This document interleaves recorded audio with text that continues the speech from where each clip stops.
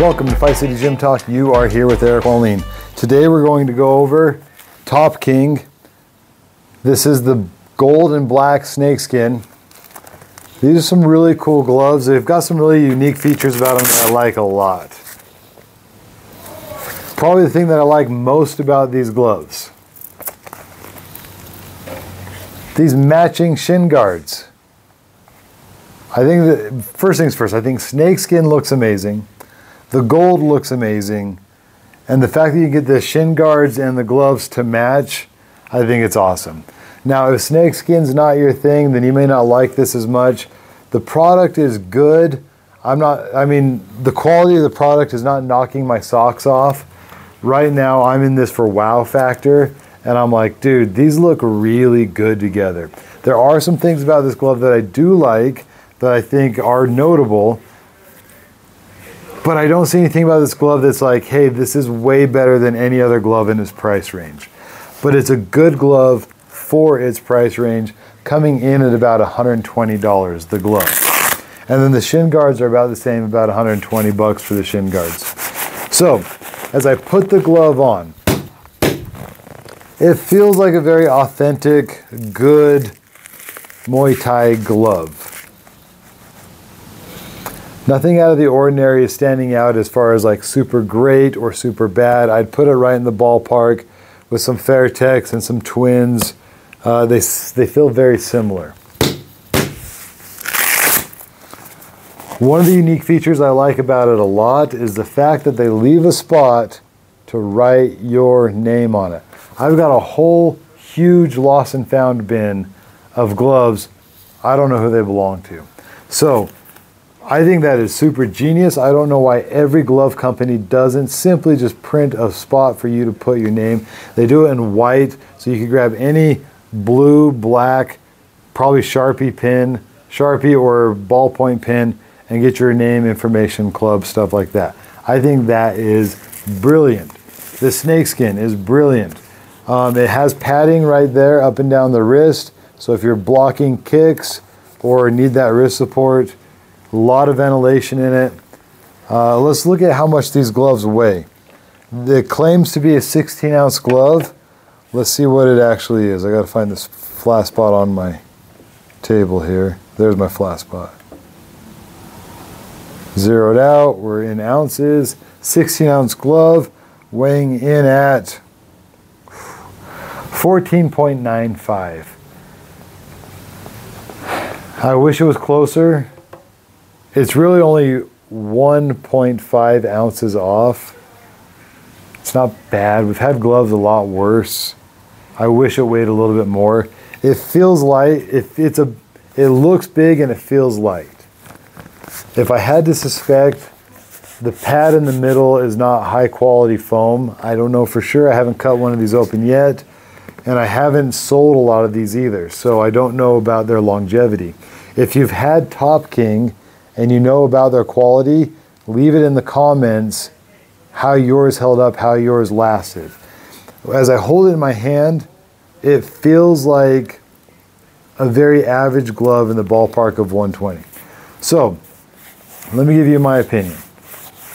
If you're thinking about buying this glove at 120, the question is, will you get more than a year out of it? Because you got to have more than a year. Remember, $100 should buy you 1 year of gloves. Will you get more than a year out of this glove? I don't know that I know the answer. I don't know.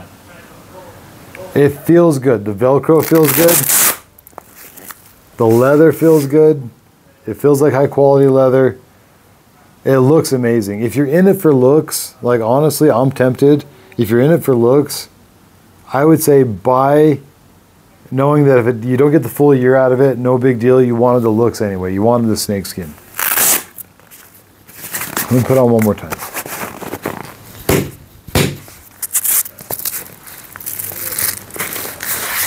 It feels good. It feels like a great glove.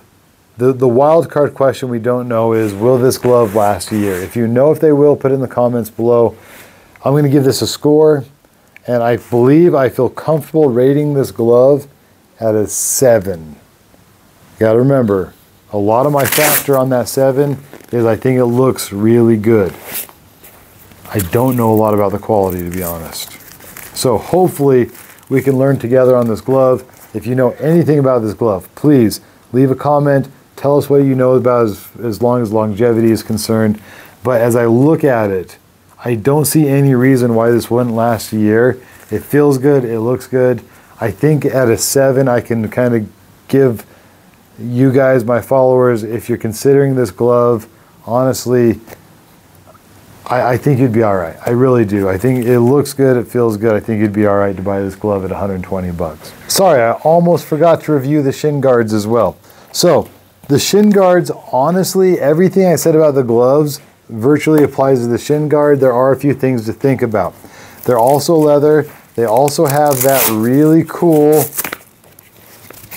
thing right there where you could write your information on in case you lose them. And the reason I say they're like the glove is like they're not reinventing the wheel. I don't see anything extraordinarily awesome. You kind of have that all the way through. That's kind of cool. And then you have a really thick thing to grip on under your foot and another one really thick to grip up onto your heel. So I don't feel like I'm looking at anything that's not done in other shin guards. I do like the fact that it just says right here on it, genuine leather. The print, the snake skin looks amazing. The Velcro, they use the same Velcro on the glove as they use on the shin guards. One thing to consider when you actually fight, depending on your state athletic commission, a lot of times if there's metal inside the shin guard, they won't let you compete. That feels like definitely metal to me. The other thing though, it's not exposed metal. So there's a good chance it might get through. I'm not a part of your athletic commission, so I'm not saying whether or not you can compete in live competition with this or not. I'm just saying something to consider. If you're going to buy this to actually compete in it in your athletic commission, check with your state athletic commissioner and tell them like, hey, or ask them, there might be metal. It's not exposed metal, but there might be metal in the actual strap. So with that being said, the thickness is definitely thick. I feel like I'm, honestly, what is that? Like 1.5 inches of thickness right there. So they're definitely thick. There's a lot of padding, a lot of stability, high quality for sure. I just don't know that I'm seeing anything that's not done in other shin guards. And the gloves are very similar, other than they just look so good. So I'm going to bring the shin guard in at a 7 as well, if you're wondering what I'm going to score the shin guards.